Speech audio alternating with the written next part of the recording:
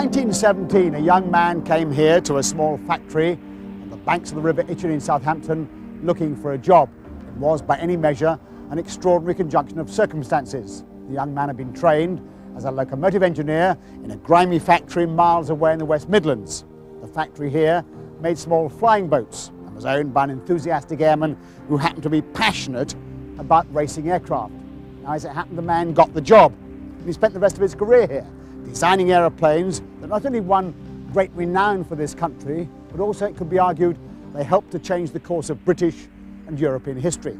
Now, the man's name, of course, was R.J. Mitchell, and this programme is about his life and his work.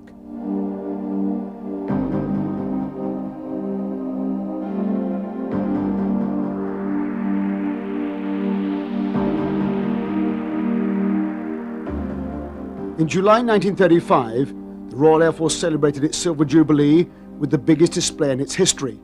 At Milton Hall, almost 400 aircraft were lined up for the Royal inspection.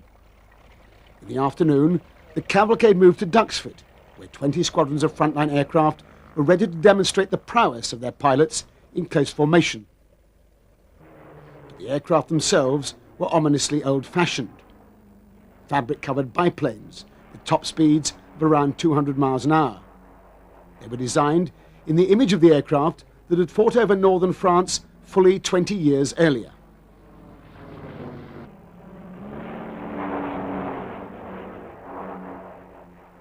Most of the top brass at Air Ministry had flown as young fighter pilots in the Great War, and the light, highly manoeuvrable, highly agile biplanes of that era, the SE-5As and the Sopwiths that twisted and turned in the swirling dogfights over the trenches, had imprinted upon their minds the concept of the ideal fighter that was hard to shift. Throughout the 20s and 30s, as they ordered new generations of fighters, they repeated the same concept.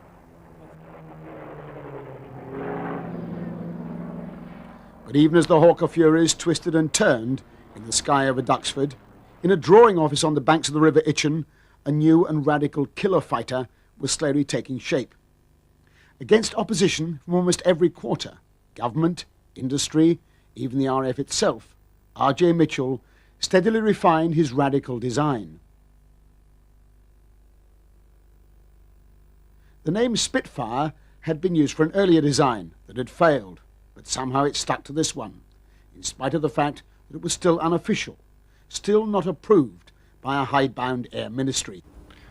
I think we have to remember that Mitchell worked throughout the whole of his life at a time when there was a tremendous rate of change.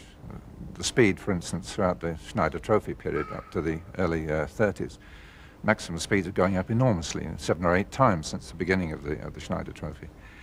Materials were changing. There's a transition from fabric covered to metal monocoque. New fuels are coming along. Cooling of engines was being experimented with in different ways. So the rate of change of technology was enormous.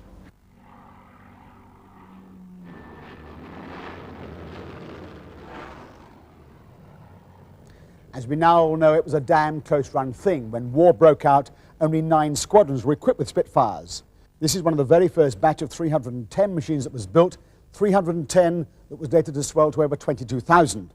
The only Allied aircraft to remain in production throughout the entire length of the war, the only aircraft so versatile in design, it went to over 40 different marks. Although historians are at pains to point out that Hurricanes also fought in the Battle of Britain. They shot down, in fact, over 3 times as many aircraft. The Hurricanes were rather better gun platforms than the early Spitfires. It was this aircraft that came to symbolise the will, the spirit of the British people to resist invasion. And that symbolism has endured quite remarkably for well over 50 years.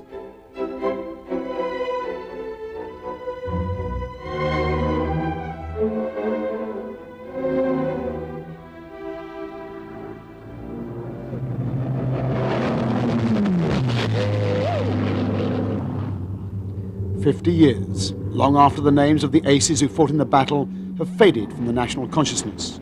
Few of today's generation would recognise such names as Douglas Bader, for example, or other young pilots from around the Commonwealth, such as Sailor Milan, or Johnny Dundas, or Al Deer. Fewer still would know the name of the man who designed this remarkable and radical flying machine. Despite the fact that his story is so recent, Mitchell remains very much a shadowy and elusive figure. He left no substantial body of letters or writings, for example. Very few of his drawings remain. His character is manifested largely in his achievements. To search for the man, we have to look at his work. And what is quite remarkable is that for a man whose knowledge of aircraft structure and aerodynamics was largely self-taught, that he should have produced so many original designs, no less than 24 different aircraft types in 20 years. It is quite remarkable that at the same time as he was working on the Spitfire, he should have been working on the designs for this huge flying boat, the Stranraer. The last in a long line of big flying boats that Mitchell designed for the British and other air forces. And we catch just a glimpse of how swiftly Mitchell switched from job to job in this photograph, indeed the only known photograph of a wooden mock-up of the Spitfire. It's stowed in the hangar roof as a Stranraer is being completed on the floor below it. Two totally different aircraft, calling for quite different design skills, both occupying space on Mitchell's drawing board at the same time. Now, only a year earlier, in 1933, this aircraft made its maiden flight, ordered originally by the Australians, so Mitchell's famous spread even to Australia, but taken up by the RAF as the Walrus, amphibian, of course, known universally as the Shagbat, perhaps because of the unofficial pipe smoking on the flight deck to while away the tedium, those long hours on patrol at a steady 95 miles an hour. One of Mitchell's most successful aeroplanes. Over 740 were ordered, very tough, very rugged, saved hundreds of pilots' lives in the early years of the war as an air-sea rescue plane, but also with some surprisingly radical features. The first RAF airplane to have a fully retractable undercarriage. That says a great deal. The first one to be of stress-skin construction, in fact tough enough to be catapulted from warships. That was the original intention. The first one to have a fully glazed-in cockpit, unless of course you happen to be the gunner, who also I noticed doubled up as the bomb aimer. A very versatile aeroplane, this one. This is in fact the prototype Walrus, with Mitchell standing in the cockpit. This is Mitchell at the height of his powers, moving from design to design with consummate ease. But how did it start? How did a locomotive engineer develop a passion for aeroplanes? Mitchell grew up in the age of aviation. When he was 13, and a bright student at high school in Stoke-on-Trent, Wilbur Wright came across to France and stunned Europe with the precise control of his Wright Flyer.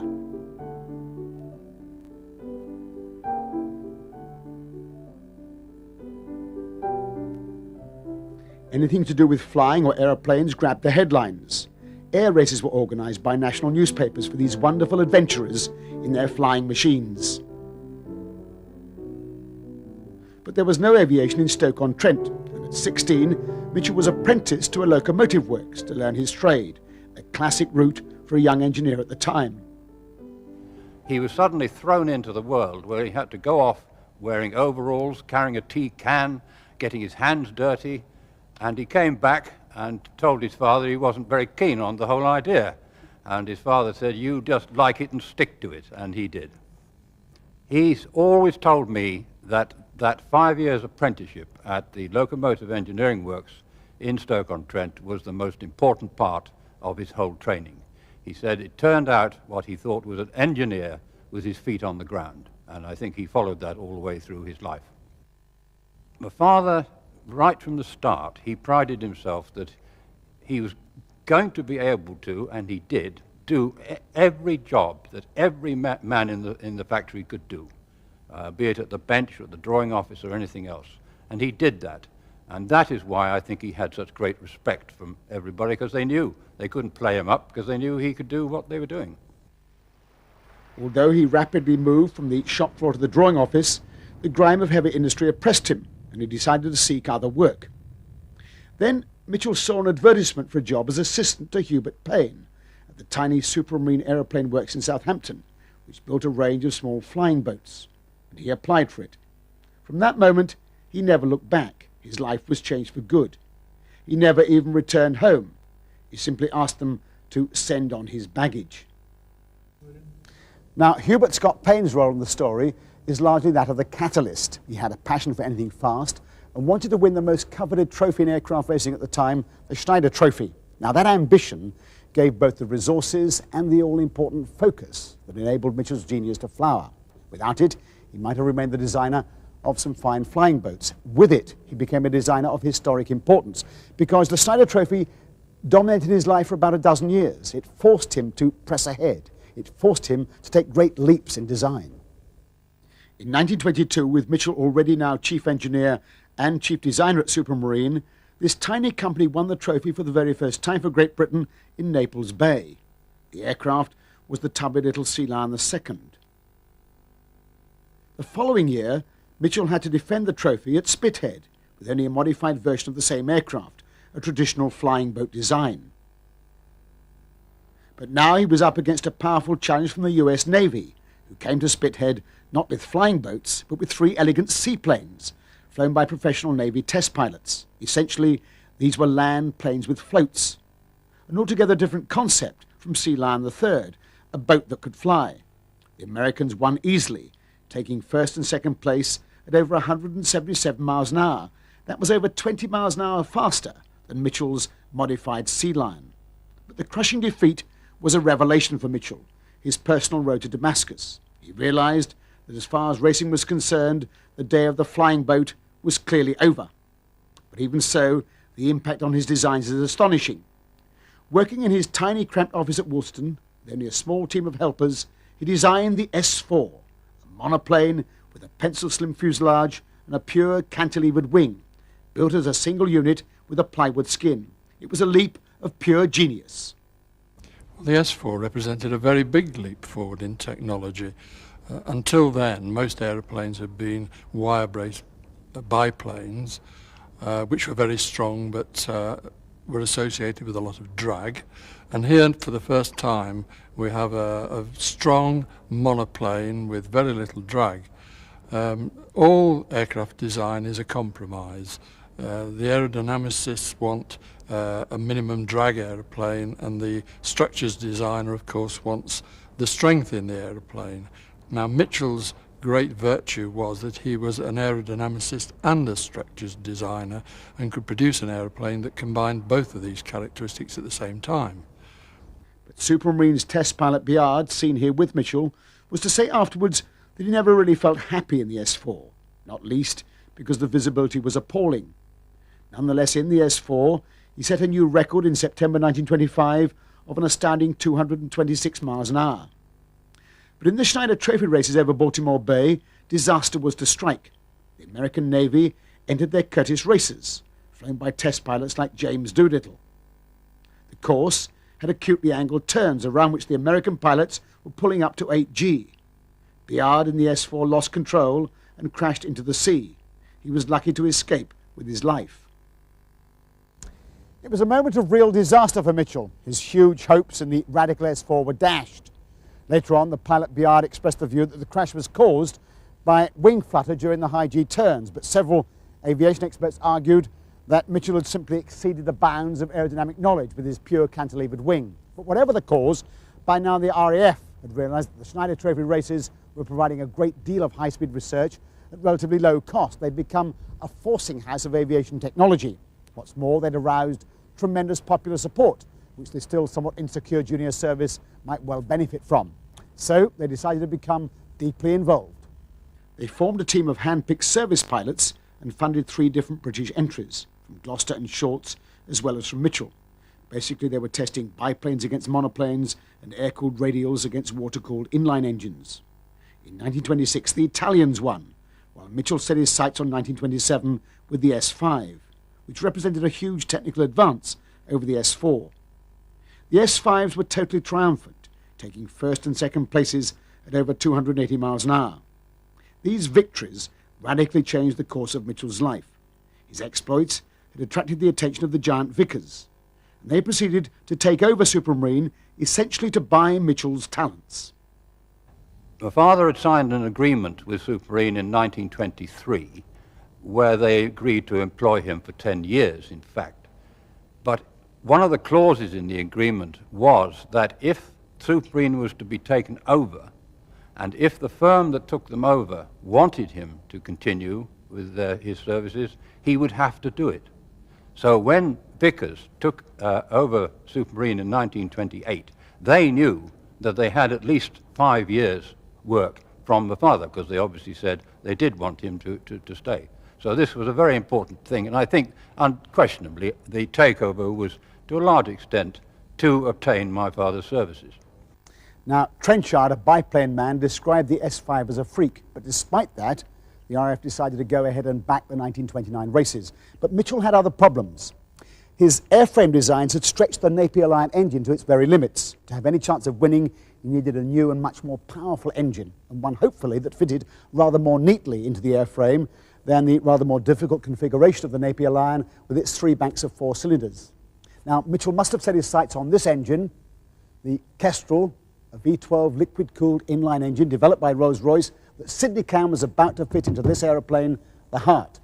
Very small frontal area, slim profile, exactly what Mitchell needed. But one big problem, it developed only about 500 brake horsepower. He needed twice that, around 1,000 brake horsepower. Could Rolls-Royce possibly double the output? Mitchell decided to go and tackle Henry Royce directly at his home at Wittering. Royce was in semi-retirement, suffering from the same cancer that would end Mitchell's life so prematurely. Mitchell obviously had the ability to win the confidence of great men, and the two formed an immediate rapport. Royce agreed to produce an engine worthy of any airframe that Mitchell could design. At that moment, it might be argued, the Battle of Britain was won, a battle that neither of these men would live to see. To save time, the engineers developed an existing Rolls-Royce engine, the 36-litre Buzzard. What next happened is hard to credit. In consultation with Mitchell, J.E. Ellor, a brilliant engineer from Farnborough, designed a supercharger which was the maximum possible size within the cross-section of the fuselage of the new S6. Bench runs showed a staggering output of 1,900 horsepower at 2,900 RPM.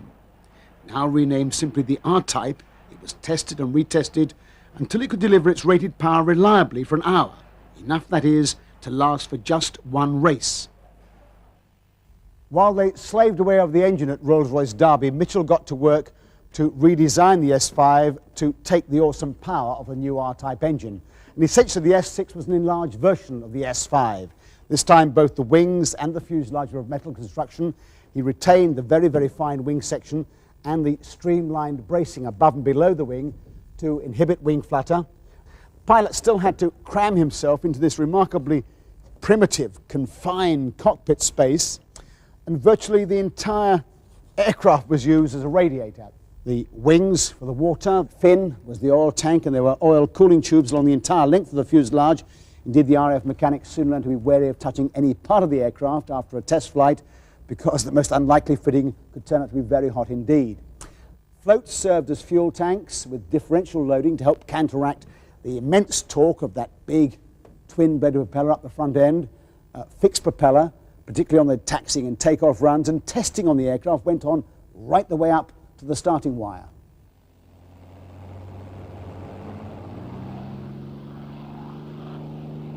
Skimming low over a Solent packed with yachts and boats of every description and watched by 1 million spectators, including the Prince of Wales himself and the Prime Minister Ramsay MacDonald, Mitchell's planes were triumphant. Flying Officer Waghorn won the trophy at an average of 328.63 miles an hour. It was a moment of tremendous national celebration. For day after day, the newspapers were full of articles and photographs. Squadron Leader Orlibar and his pilots became national heroes. Indeed, everybody involved, right down to the Met Officer at Colshot, was mentioned in the articles. Everyone, that is, except the designer of the winning aircraft. Once again, at the moment of one of his greatest triumphs, RJ chose to remain in the shadows. One felt one was dealing with an extremely good-looking and very young man to be such an obvious leader. And I have in my mind a picture of the lunch table with Mitchell at the top, and Payne, and Alan Clifton, and Geoffrey Quill, and Joe Smith. Altogether, a team which I describe as technically and socially harmonious. There are other great men in the design field, Handley Page himself, Dick Ferry himself, A.V. Rowe, all had their day, but contemporary with R.J. Mitchell was Sidney Cam, who designed the Hurricane, and many other aeroplanes, some old biplanes, but in the end the Harrier. And if you said, were those men of equal importance? I should say they probably were. And Cam reached the top, President of the Royal Aeronautical Society, a knight. I think Mitchell would have done the same. One of the things my father did, which I'm most grateful to him, obviously, was I suppose this was leading up to helping me to decide what I wanted to do. And he used to take me to the Supermarine Works on a Saturday morning to show me round. The first couple of times I just went there and sat in his office and messed about with a typewriter with his secretary. I thought this was fairly good, and then the next time I went out in the motorboat, which I thought was all right. And then the next time my father said, well, you've messed about enough, I want you to go and see what we're doing. So he got somebody in, he said, show my son all round the factory. So off I went, and went all around the workshop, saw all the things going on. And when I came back to his office, he said, well, how did you get on? Oh, I said, I enjoyed it. I don't care a damn whether you enjoyed it, I want to know what you learnt. But that was typical him, you see, you were on your toes the whole time. The pressures on Mitchell continued to grow. He became a director of Vickers Supermarine in 1928, as, along with the rest of British industry, it struggled to beat the problems of the Depression. But despite this, a major focus of his attention must have been the design of the new aircraft to contest the 1931 Schneider Trophy races. Mitchell was 36. Victory would give him the extraordinary honour of winning the trophy outright for his country, but who was going to pay for it? Ramsay MacDonald's government, fighting recession, backed away from sponsorship. Although the SBAC asked them to change their minds, they wouldn't budge. Mitchell, in fact, gave up hope of there being a competition at all. And then in the 11th hour, Lady Houston stepped forward with a cheque for £100,000, perhaps £2 or £3 million in today's money. It was too late to start a new aeroplane, so Mitchell set out to revamp the S6 to stay ahead of the Italians. There was a new and more powerful engine. He had to totally redesign the fuel and cooling systems. The cooling surfaces had to lose 40,000 BTUs every minute, which is why Mitchell called the S6B the flying radiator. A woman turned up one day, and it's the first time we'd seen any woman round there for ages, and we found out that her name was Lady Houston. And the next thing we knew was that she was going to put up a bond or money, £100,000, which these days, I mean, doesn't mean much, but it was a fortune in those days. And everybody's, well, it literally came to life, the squadron itself. We thought, well, we're doing something, we've got to go now, and my goodness, we did.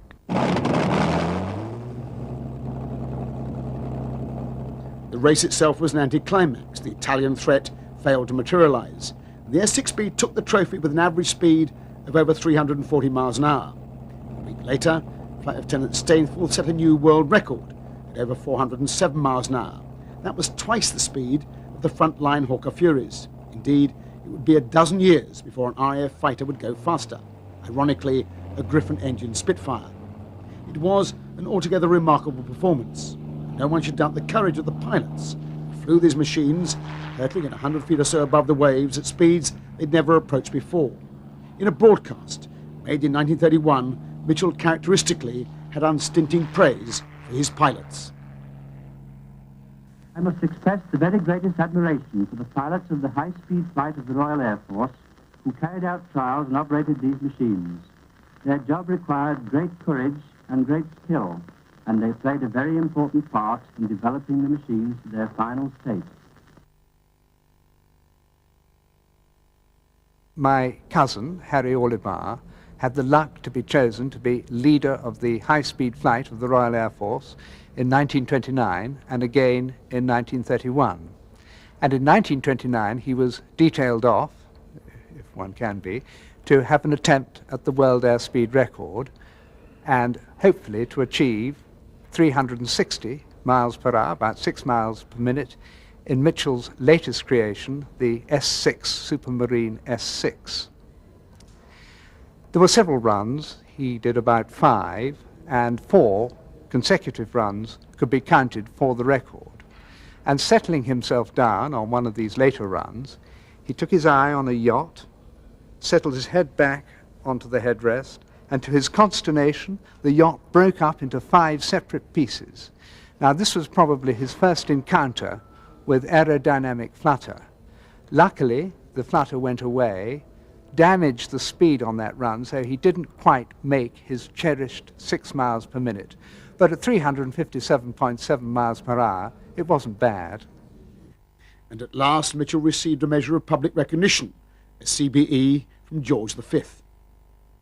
A dozen years had run their course since Mitchell first competed for the trophy, and now the race was over. It was a time of great elation at the victory, and perhaps a profound stock-taking. For R.J. Mitchell, CBE, once the cheering had died away, it was back to the harsh realities of designing and selling aircraft at the height of the Depression, and all he had on his drawing board was the revised Southampton 4, or the Scapper as it became known. R.J. needed a new challenge, and it came from a most unexpected direction. It came, in fact, from Stuffy Dowding, who was later the head fighter commander, of course, but was then head of Air Ministry Supply and Research. He never really accepted the official philosophy that the bomber would always get through. And as storm clouds gathered over Europe, he saw the need for a new interceptor fighter which could defend Britain in case of air attack. And after much debate, his views led to the issue of the now famous specification F730, which called for a fast, highly maneuverable fighter with an all-metal structure armed with 4 303 machine guns, which was very heavy, of course, by the standards of the day. Fast was defined as 250 miles an hour or more. Now, to Mitchell, that must have seemed dead easy in relation to the heady speeds of the Schneider Trophy races. And Sir Robert McLean was very keen that Mitchell should capitalise on his high-speed experience. So together they took Supermarine into the highly competitive marketplace, then dominated by the likes of Hawker and Gloucester and Bristol. Remember, it was the very first fighter aircraft that Mitchell would design. His first attempt was given the works designation Type 224. It was remarkable for its cranked gull wing and its heavily spatted undercarriage assembly. Sir Robert McLean is said to have first called it the Spitfire, but it turned out to be a failure. It couldn't even reach the top speed of 250 miles an hour, and it took 8 minutes to climb to 15,000 feet. It produced a lacklustre performance in the hands of the RAF test pilots, and it was continually grounded because of the problems with the Rolls-Royce Goshawk engine. But Mitchell knew it wasn't just the engine, and he continued to refine the design. Steadily, he transformed the shape and the layout of the aircraft until he'd left the Type 224 far behind. By September 1934, Mitchell had produced a totally different concept.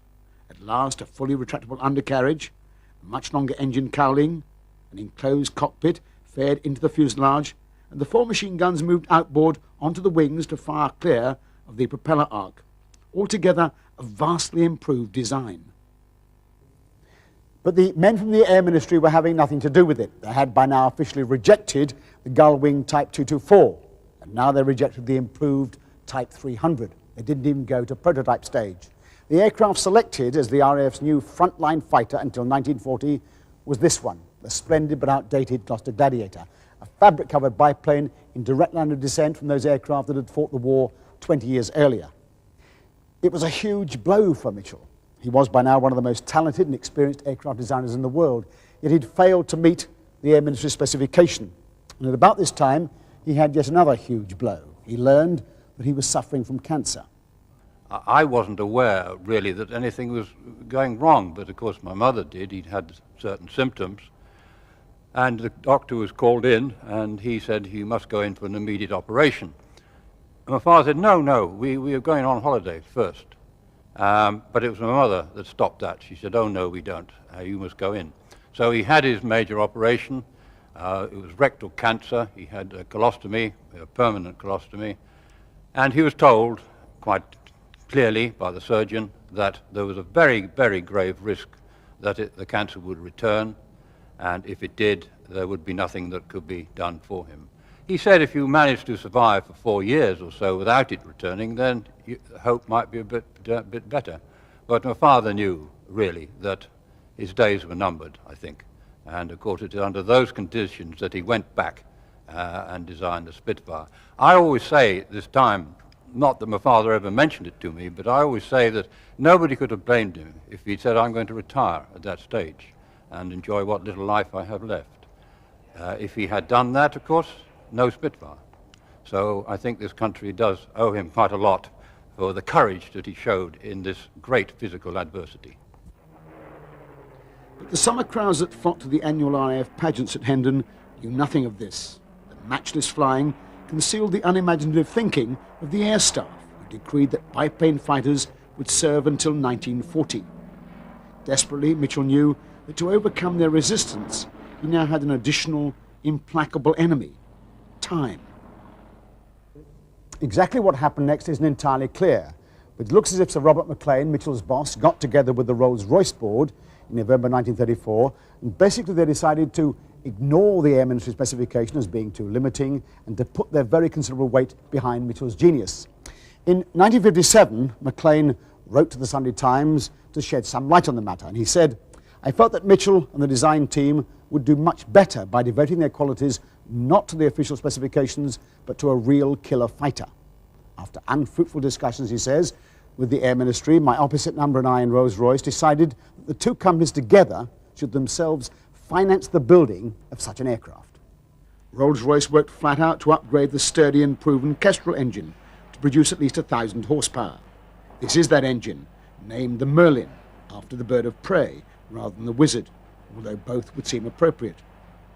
And Mitchell worked further to refine his Type 300 to take the power of the new engine. By December 1934, this is what it looked like. It now has the famous semi-elliptical wing, about which there's been so much debate. Critics have pointed out that an elliptical wing was always going to be difficult to build in quantity, as indeed proved to be the case. But there was a growing realization that at high speeds, pilots couldn't keep a target in their sights for more than 2 or 3 seconds, so that 4 guns would no longer suffice. The wing had to be broad enough to house not 4, but 8 guns.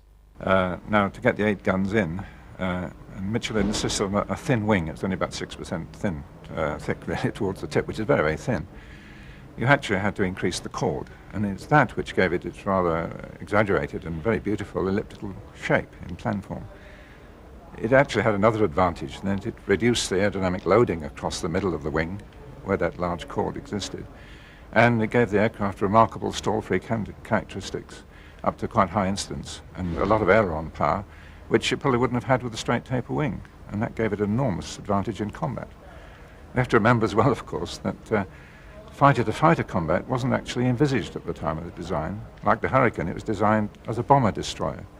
The impression you get is that there were a lot of old fuddy-duddies in the Air Council and Air Ministry, leavened by new, bright young officers. One of them was Squadron Leader Sawley, who decided, having done some simple arithmetic, that to shoot down an enemy bomber in 2 seconds, which was all the time he was going to have, he needed 8 machine guns.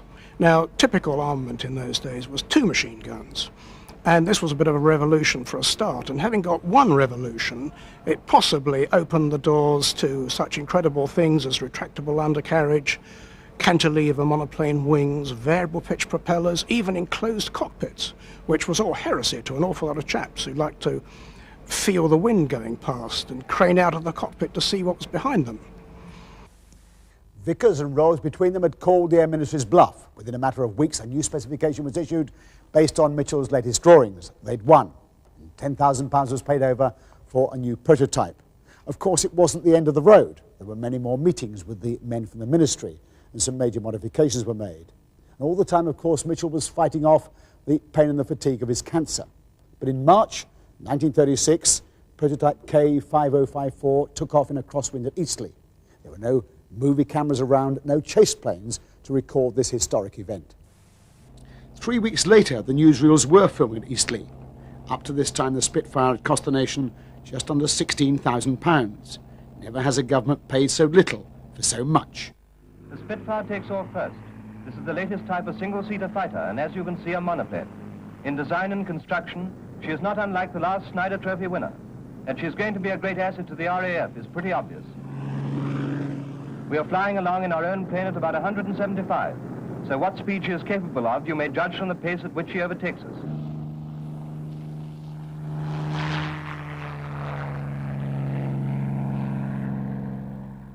The team at Eastleigh rejoiced in their success. A fully justified Mitchell and test pilots, Mutt Summers and Geoffrey Quill. Mitchell had this power, not only was he a great designer, but he had this essential quality that he was able to build up an extremely competent team round him and to really make it work as a team and control it. And this is, of course, what is a good aeroplane. It can't be done any other way. I think it's right to say that at the time, not everybody believed that the Spitfire was a good aeroplane or even a practical aeroplane. There was a very widely held view that it was far too much influenced by the racing experience that Supermarines had, and that it was in fact nothing more or less than a sort of racehorse which was quite unsuitable for the hurly-burly of service life, and a lot of people thought it was the engineering was too difficult, it couldn't be produced. It very nearly wasn't. There were difficulties with subcontractors. The wings built by one firm wouldn't fit. So production of this advanced complex aircraft was falling seriously behind schedule. Well, with Mitchell, you have to realise that, like a lot of British designs at the time, he was working in a very small design team, in a very small firm, which at that time was hardly more than a small collection of workshops. And he could have had, I think, no real conception, why should he, that in the future his aircraft was going to be rolling off the production lines 300 a month out of some gigantic factory. And therefore I think it can be said of his design that it was too strong on the beauty of design, the individualism of the design, and that there wasn't not enough understanding of the actual production problems in getting a factory to actually make the thing. And for example, as we look at this aircraft, it is full of curved panels, very difficult to manufacture. You look at the Messerschmitt, the opposite number, and there isn't a curved line in it. It is absolutely very easy to punch them out. Spitfires wouldn't begin to reach RAF squadrons until July 1938, at least 6 months later than expected, and 8 months after the rival Hawker Hurricane. As for Mitchell, once the Spitfire had been ordered and placed in production, he'd taken scant interest in the day-to-day problems, leaving them to his works managers.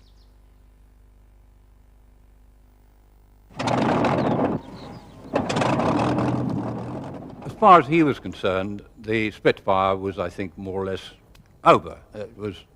He knew it was going to be all right, and so he devoted all his attention to this four-engine bomber. And in fact, he submitted all the drawings and necessaries to the Air Ministry in December 1936. And then in early January, it became very, very obvious that the cancer had returned, and he went to a place in Vienna to see whether something could be done, but it was really quite useless, and he came back to die.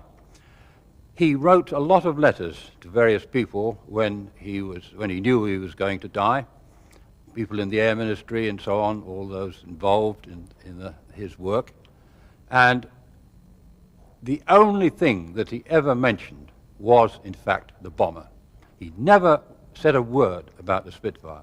It was always, I've trained my staff well, I'm sure they'll be able to carry on, and I hope you will be able to allow it to continue, because that is the one thing that I really want. He knew, I'm sure, that he had basically produced another winner. Hardly surprising, since he just produced the Spitfire. This was about 100 miles an hour faster than the Lancaster, and could have had a major effect on the war, particularly in reducing casualties in Bomber Command. So this was a very, very big thing, and this is the frustration. I'm sure my father did really die a very frustrated man, because he saw this one thing he wanted to do, he's not going to be able to do it. I heard him at home once talk to my mother, and he said how fine it will be. My little Supermarine company can produce the country's first frontline fighter and their frontline bomber. That was his aim. He only achieved one of them.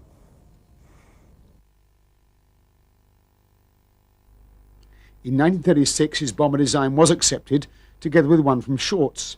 This is an artist's impression of the Mitchell design.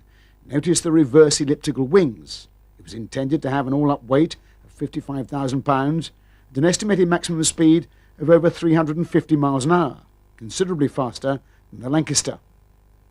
They actually went as far as a wooden mock-up and 2 prototype fuselages. But all this was destroyed with the factory in one of the first air raids of the war. But by then, Mitchell was dead. He died on the 11th of June 1937.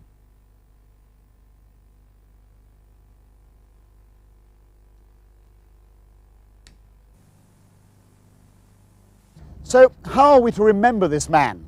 He was just 42 at the height of his powers. His best work almost certainly lay ahead of him. What would he have done, one might ask, with jet engines? As a man, he clearly had great qualities: courage, resilience, determination to drive his projects through, the ability to inspire and lead a team. But what is less often remarked is his immense modesty in the midst of all his triumphs. At the height of the acclaim, for example, over the Schneider Trophy wins, he always described himself simply as a member of a team. So perhaps one of his epitaphs ought to be a phrase he sometimes used about himself when he said he found it more difficult to give a speech than to design an aeroplane.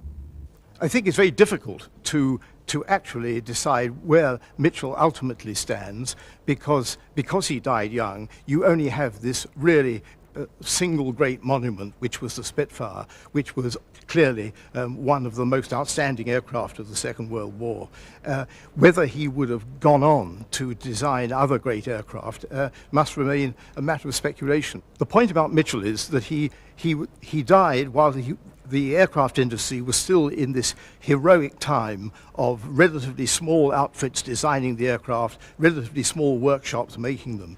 Whether he could have actually made the transition to working in a mass environment with very large design offices and then very large development programs and manufacturing programs, I think that must be open to doubt. But because he was such an adaptive genius, one would like to think that yes, he would have been able to manage that.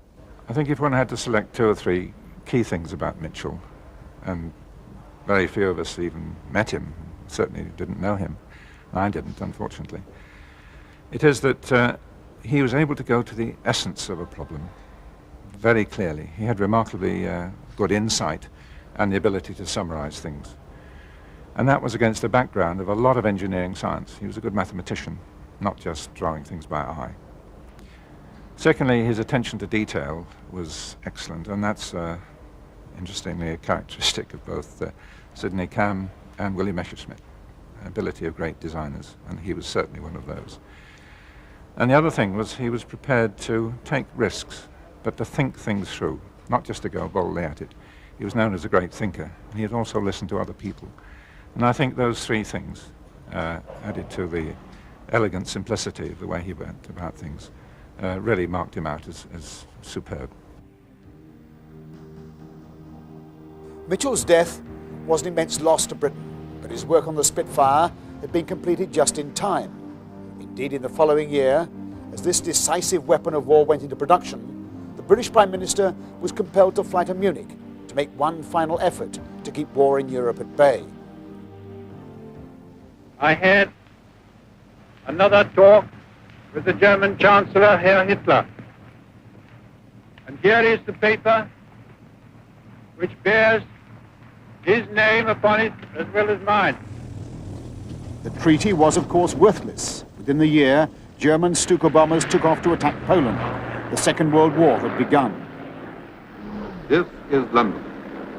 The following official communique has been issued from 10 Downing Street. On September the 1st, His Majesty's Ambassador in Berlin was instructed to inform the German government that unless they were prepared to give His Majesty's government in the United Kingdom satisfactory assurances that the German government had suspended all aggressive action against Poland and were prepared promptly to withdraw their forces from Polish territory, His Majesty's government in the United Kingdom would, without hesitation, fulfill their obligations to Poland.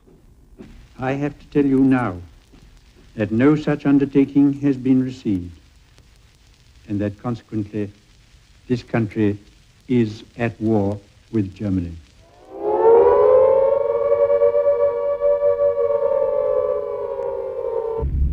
The unprovoked and undeclared war against Poland was witness to the terrifying development of mechanized war, the skilled integration of air power, armor, artillery, and motorized troops.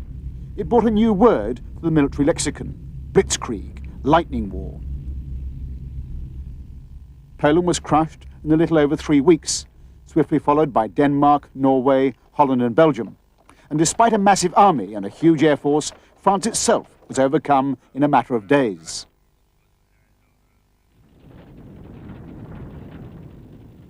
As the German army rolled across France at the speed of its tanks, the British Expeditionary Force retreated.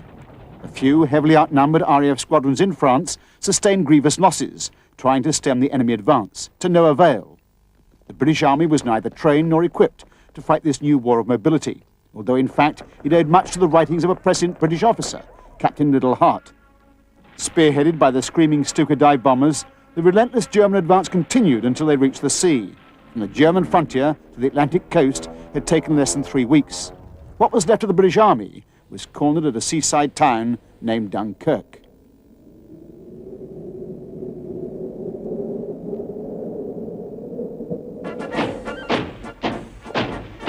Dunkirk was not a victory. The Germans were celebrating that.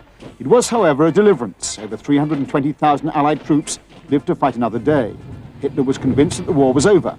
Once Churchill saw reason, or the strength of the German forces available to attack and occupy England. We were on the very brink of total defeat. In one of his less frequently quoted speeches just after Dunkirk, when the Germans sat poised across the Channel, waiting for the kill, Churchill said of the RAF, "Could it be that the cause of civilization itself would be defended by the skills of a few thousand airmen?" As he saw so clearly, the battle about to break over Britain was a battle of a quite different sort. Fought entirely in the air, fought by relatively few men, above all a battle so decisive that we couldn't afford to lose it. It was a question of survival. If we avoided defeat, we bought time to fight another day. If the Germans won, then the invasion would surely follow and the war in Europe would be over. And remember, we stood alone. Europe had gone, America still sat on the sidelines. And all that stood between Britain and defeat was a thin blue line of fighter squadrons at airfields like this one, at North Weald in Essex, stretched along our southern and eastern flanks. Now, Göring had convinced Hitler he could smash that line in a matter of days, and he set out to prove it. What General Weygand called the Battle of France is over. I expect that the Battle of Britain is about to begin. The whole fury and might of the enemy must very soon be turned on us. Hitler knows that he will have to break us in this island or lose the war. Ranged against the RAF were 3 Luftwaffe air fleets, 930 fighters, over 1,000 twin-engine bombers, and more than 300 Stuka dive bombers. German pilots and aircrew were by then experienced in combat, battle-hardened, and to a man totally confident of their ability to crush the RAF. There is no doubt the fortunes of this battle turned essentially on the qualities of the 3 major fighters involved. How they fared in combat determined to a large extent whether or not the bombers got through to their target. And the fighters were remarkably closely matched. The Messerschmitt 109, for example, could easily outrun the Hurricane, but the Hurricane had a tighter turn, it was a superbly balanced gun platform, and a very tough plane indeed. The Spitfire had the beatings of the Messerschmitt in a dogfight, but it didn't have the benefit of the Messerschmitt's fuel-injected engine, which enabled it to drop its nose and dive away to safety. The fact is, the pilots of both sides had a profound respect for their opponents' machines, and for each other. The Messerschmitt 109E was a most formidable fighter. The prototype had flown in September 1935, powered incidentally by a Rolls-Royce engine. Production 109s went into action in Spain in 1937, and by 1940 it was the principal German fighter.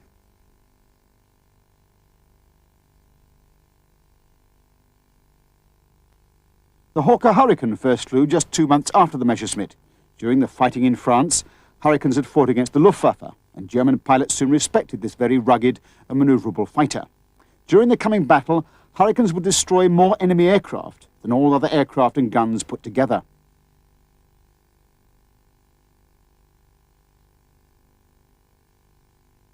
The Supermarine Spitfire came into squadron service as late as June 1938, just in time in fact. It was faster than the Hurricane and could outturn the Messerschmitt at any altitude. It was destined to become the outstanding symbol of Britain standing alone during that long summer of 1940. During the Battle of Britain, there were just 46 squadrons of RAF fighters, 2/3 of them Hurricanes, and the total strength of RAF Fighter Command never exceeded 700 serviceable aircraft. And at the outset, the vast majority of RAF pilots had no combat experience.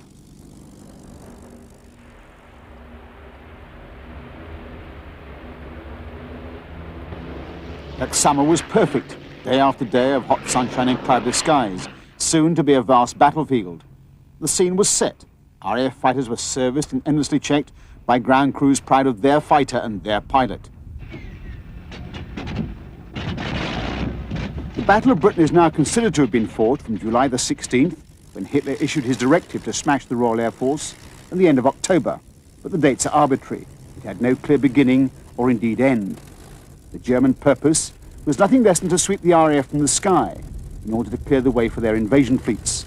The prime targets were the fighter airfields and the aircraft factories, but the battle ranged far and wide across England, from ports and harbours in the north to the coastal towns in the south. And the odds were very much in the enemy's favour, from the overwhelming number of aircraft to the skill and experience and confidence of their air crews. From the outset, there seemed little chance that the slender forces of the RAF fighter squadrons could resist a long and sustained assault.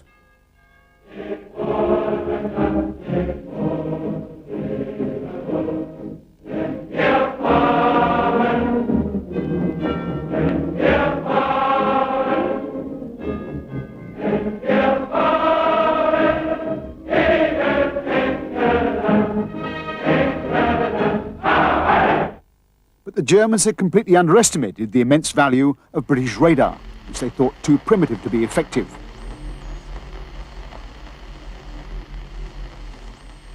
They dismissed also the RAF's highly developed system of ground control. They believed quite wrongly that it would inhibit the freedom of the British fighter pilots.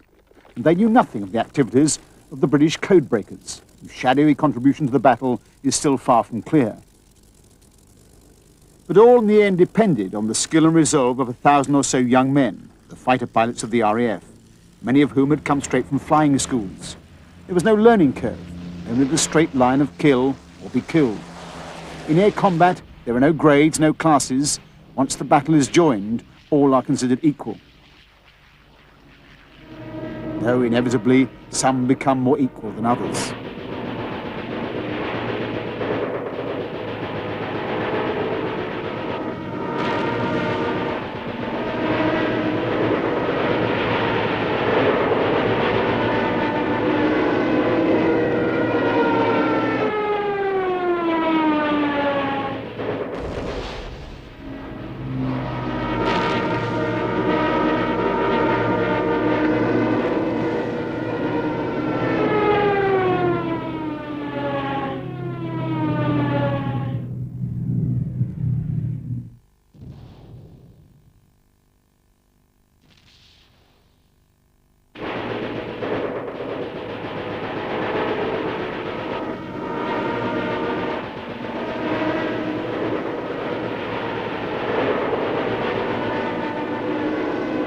Throughout the summer, the battle raged. The attacks on the airfields were the most damaging, and losses were high on both sides. By early September, Hitler was so sure of victory, he set the actual date for the invasion.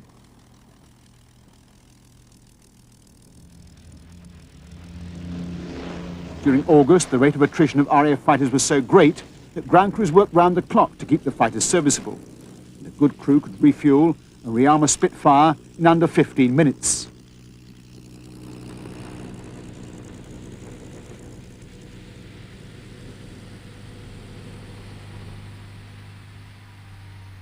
Battle-scarred aircraft were patched up and sent back into the fray in a matter of hours.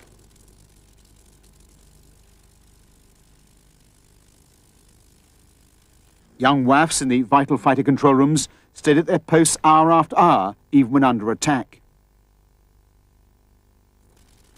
But throughout that long summer, now 50 years ago, the pilots who returned shrugged off the damage to their fighters and their own fatigue, and refused to admit the possibility of defeat. Gosh, he's lost them all. Yeah, the one they got back, isn't it?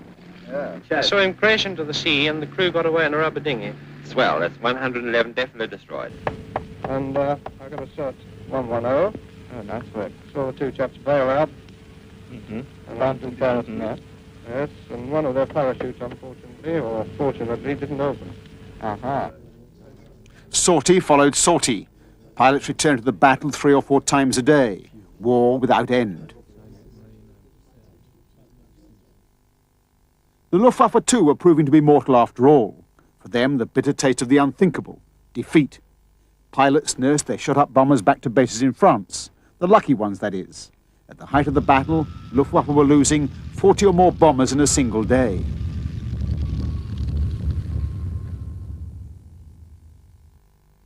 The fighters too, though they suffered fewer losses than the bombers, found the RAF a different proposition in the heady days of easy victories against Polish biplanes. On paper, the RAF didn't exist, yet somehow there were always fighters waiting to attack the bomber fleets and their escorts.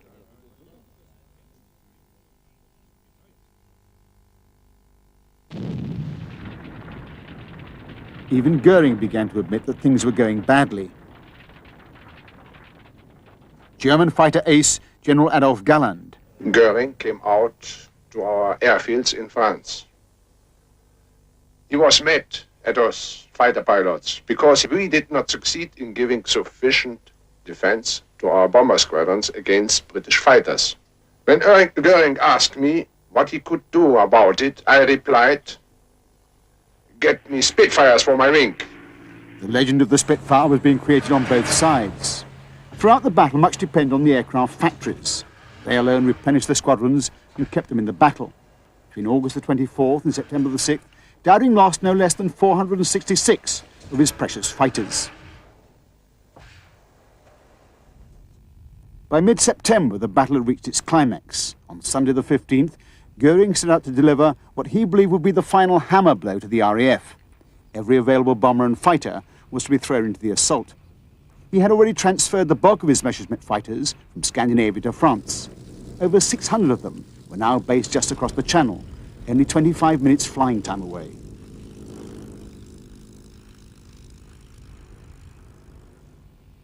At the RAF fighter aerodromes, it was clear from early dawn that it was going to be another tough day for the fighter pilots. The sky was clear, the weather was settled. And from early dawn, reports began to come in of great activity across the Channel. As squadron after squadron of German aircraft began to assemble over the French coast. But quite apart from the signals on the radar screens, British intelligence had penetrated the German plans, and Fighter Command was ready. It knew that the attack would come in two huge waves, one in the morning, a second in the afternoon. When the battle came, Dowding was prepared to commit his very last reserves. So crucial was this day, in fact, that Winston Churchill himself chose to observe the fighter pilots in action and the progress of the battle in the skies over southern England from number 10 Group Operations Control Room at Uxbridge. Every last fighter in southern England was committed to the battle. When Churchill posed his famous question, "What reserves have we?" the reply came, "There are none." By late evening on that day, it was clear that a great victory had been won.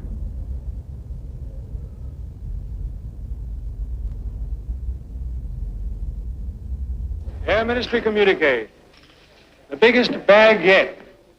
185 enemy aircraft shot down. 7 of them by anti-aircraft guns. And the remainder by our fighters. 131 of the enemy aircraft were bombers. End of message. Well, hindsight has since revealed that those figures were grossly exaggerated. Historians now put the German losses on the day at little more than a third of that total. But it matters not. The actual losses were still heavy enough to convince Hitler that despite all the long summer days of the battle, the RAF was nowhere near defeat. The thin blue line had held. On the 7th of September 1940, Churchill had put out an alert, invasion imminent. On the 17th, Hitler ordered the postponement of Operation Sea Lion indefinitely, and it was never reinstated. So those great air battles of the 15th September had truly proved to be the turning of the tide. Of course, the battle wasn't over. It dragged on well into October. But appalled by his immense losses of aircrew and planes by day, Hitler now ordered his bombing fleets to terrorise Britain by night, and Londoners had to face the ordeal of the Blitz. The night Blitz was, for those who experienced it, terrifying. It was the first large-scale, indiscriminate attack on a city. It would not be the last. By the end of the year, 13,000 Londoners had been killed and 16,000 badly injured. The damage to property was massive. But it was the final phase. In effect, it signalled the end of the battle we now celebrate as the Battle of Britain.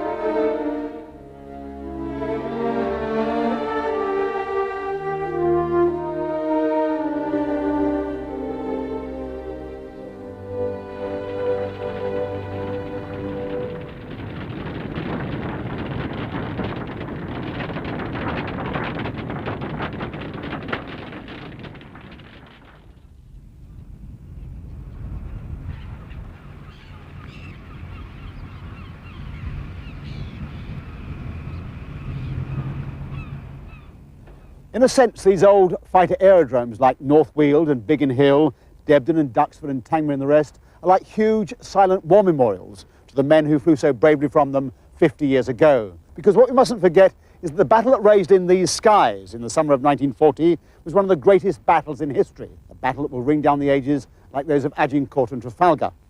And the celebration of the 15th September is really a tribute to all who took part, the pilots, the men who armed and serviced the planes, the women who manned the radar stations and the control rooms, and the civilians who endured the fire and the bombs.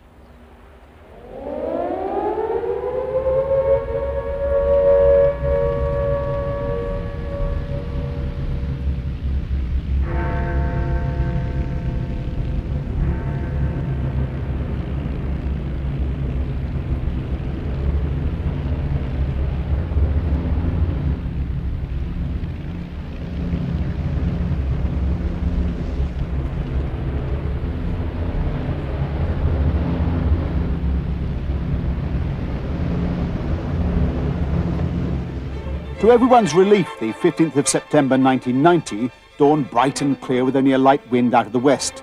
A dawn indeed, not unlike that of the 15th of September 1940, a day made for flying. At airfields from Wadisham and Brize Norton in the south to Coningsby in the north, aircraft stood ranged along the dispersal aprons. A handful of ground crew carry out their final checks in the peace and quiet of the early morning. No one wants an aircraft not to start on a day like this. Buccaneers from Lossiemouth, Phantoms from Wadisham and Lucas and Wildenrath in West Germany.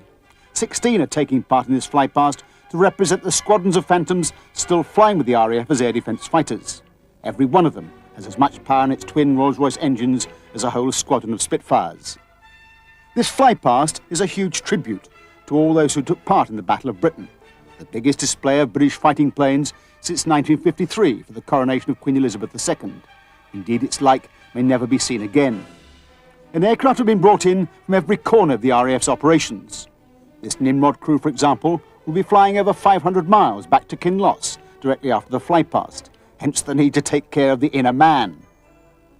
And the scale of the operation is immense, getting 163 aircraft of every different size and shape and age and power, from the World War II Lancaster to the powerful Phantoms, into 7 neatly spaced formations, passing over Buckingham Palace in one smooth 6-minute stream, calls for all the precision of a bombing mission.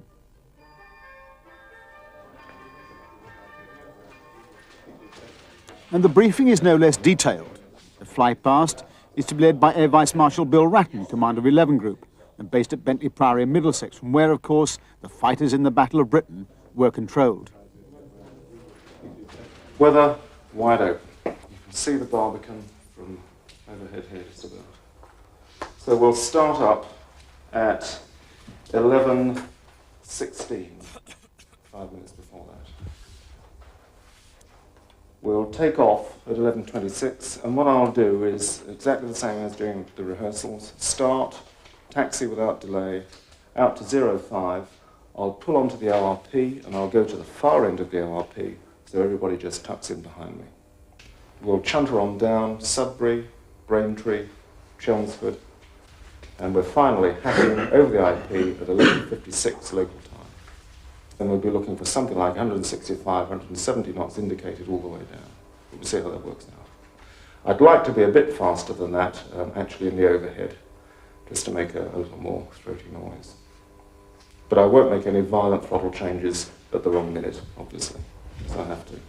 Any problems in the air, as far as the radio goes, then we just stay as we are in formation. And unless I really do feel that I'm not hacking the program, in which case I'll waggle, obviously, and I'll only do that if I can't talk to you. I will then expect you to appear somewhere conveniently to take the lead. But in all seriousness, I don't see that happening today. Any other problems in the air, then make your own arrangements, bearing in mind that as we leave the Stapleford-Tawney Fairlop area, we're entering into built-up territory. The airfields that are open, you know about. There will be nothing on their runways, we're guaranteed. And there are a fair number of sufficiently open spaces around for any of us suffering a serious problem to make as much height as possible, bearing in mind that the heavies are behind us and getting out of their way while recovering as best we can. Great, well, I was going to enjoy it. So let's all leave here together 11 minutes' time. Okay. Super.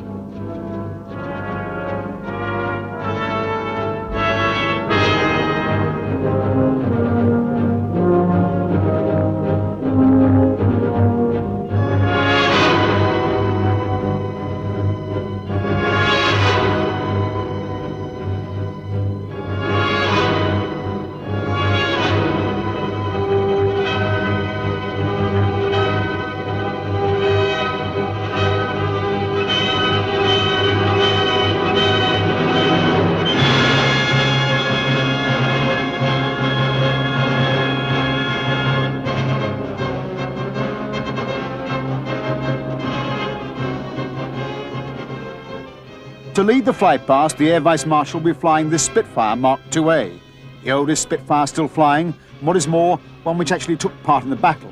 Indeed, it still bears the scars to prove it, a neatly patched bullet hole in the port wing.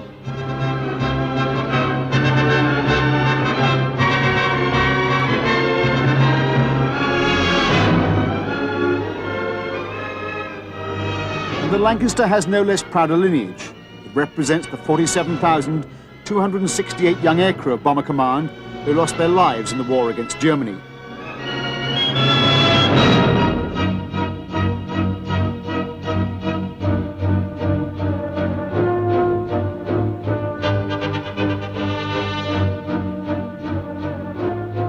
It is Wattisham in 1990. It stands for Hemswell, Woodhull Spa or Sireston, or any of the many fields from which the Lancasters flew in the late 40s. The average life expectancy of a bomber in those dark days was not more than 3 missions. The chances of a bomber crew surviving its tour of 30 missions was no more than 1 in 3.